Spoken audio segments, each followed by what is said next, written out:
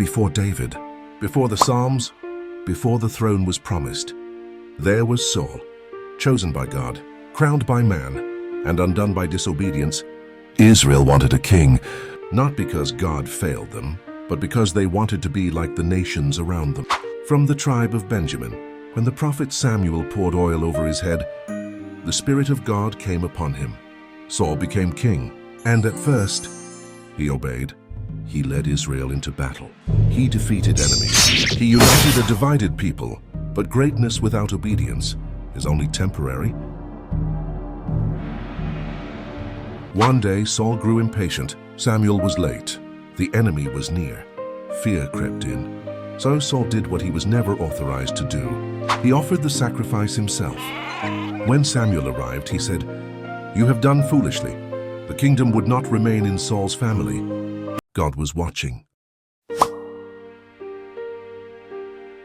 Then came the final test. God commanded Saul to completely destroy the Amalekites. No exceptions, no mercy. Saul won the battle, but spared the king, and kept the best livestock. When confronted, Saul said, "I obeyed the Lord." But Samuel replied, "To obey is better than sacrifice." In that moment, God rejected Saul as king. The Spirit of the Lord left Saul, and a tormenting spirit came instead. Peace turned to paranoia. Leadership turned to jealousy, because God had already chosen another, a shepherd, a musician, a man after God's own heart. David. When David defeated Goliath, the people sang, "Saul has slain his thousands, and David his 10,000s. That song broke Saul. From that day on, he hunted David. Spears were thrown. Lies were told. Innocent blood was spilled. The king became the villain of his own story. Desperate and abandoned, Saul did the unthinkable. He consulted a medium, the very thing God forbade.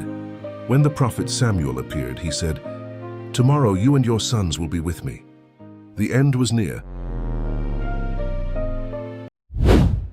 Surrounded by enemies, wounded, defeated, Saul fell on his own sword.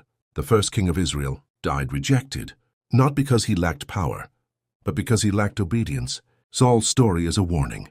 God looks not at height, not at strength, but at the heart. Position can be given, but obedience must be chosen.